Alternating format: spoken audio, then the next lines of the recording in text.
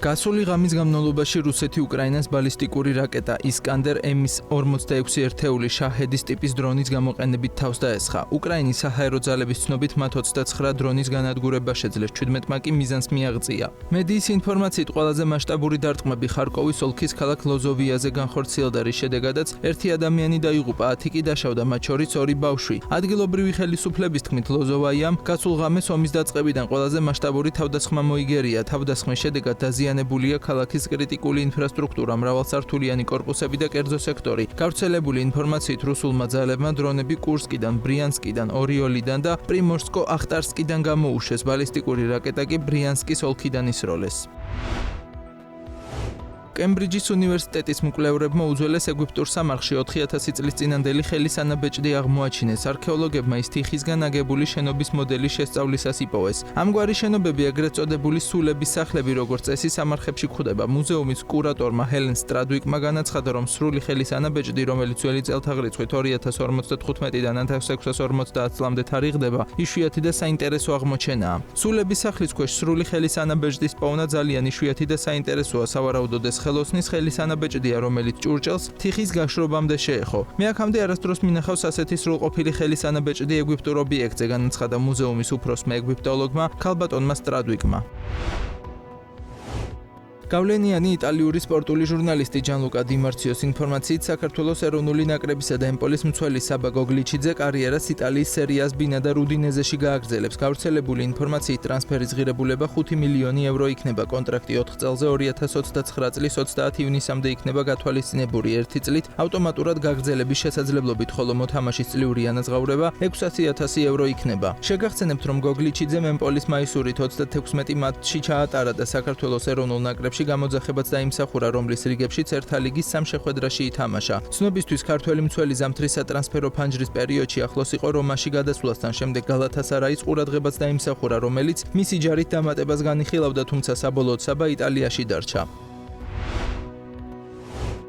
სკოტ ბორასის მიერ დადებული გარიგებათა სერია მას 254 მილიონის საკომისიო მოუტანა, თუმცა რეალურად მთელი ტოპოცი აგენტისგან მიღებული კონტრაქტები 32 მილიარდს აღემატება. 2024 წლის დეკემბერში ხუან სოტომ ნიუ-იორკ მეცთან 15 წლიანი 765 მილიონის კონტრაქტი გააფორმა, რაც პროფესიული სპორტის ისტორიაში უდიდესი გარიგება გახდა. თუმცა ამ რეკორდული ხელშეკრულების ავტორს აგენტს ამ გარიგების გარეშეც შეეძლო პირველი ადგილი შეენარჩუნებინა. სკოტ ბორასი სამხრეთ კალიფორნიაში დაფუძნებული ბორას კორპორეიშენის დამფუძნებელი და პრეზიდენტი კვლავაც ყველაზე გავლენიან სპორტულ აგენტად აღიარებულია ჩრდილოეთ ამერიკაში. მისი საკომისიო შემოსავალი კი 244 მილიონს შეადგენს. კონტრაქტების საერთო ღირებულება 4,89 მილიარდს აღწევს. ეს შედეგი 28%-ით აღემატება 2022 წლის Forbes-ის რეიტინგის მაჩვენებელს. ბორას უკვე მეცხრედ უკავია პირველი ადგილი Forbes-ის 10 რეიტინგიდან, რომელიც პირველად 2013 წელს გამოქვეყნდა და აგენტების მაქსიმალურ საკომისიოზეა დაფუძნებული. გამონაკლისი მხოლოდ 2019 წელი იყო, როდესაც ის უკან ჩამოიტოვა იონათან ბარნეტმა, ევროპის ერთ-ერთმა ყველაზე ცნობილმა აგენტმა, რომელიც ახლა უკვე პენსიაზეა გასული და სასამართლო პროცესებზე სერიოზულ ბრალდებებს უარყოფს. წლევანდელი რეიტინგი 2022-ის მსგავსად ფოკუსირებულია მხოლოდ ჩრდილოეთ ამერიკაზე. მეორე ადგილზეა ჯეფ შვარცი, Excel Sports Management-ის CEO და გავლენიანი NBA-ის აგენტი 113 მილიონის მაქსიმალური საკომისიოთი და 2,84 მილიარდის კონტრაქტებით. მესამე ადგილზეა რიჩ პოლი, Clutch Sports Group-ის დამფუძნებელი და ასევე კალათბურთის აგენტი 111 მილიონითა და 2,77 მილიარდის კონტრაქტებით.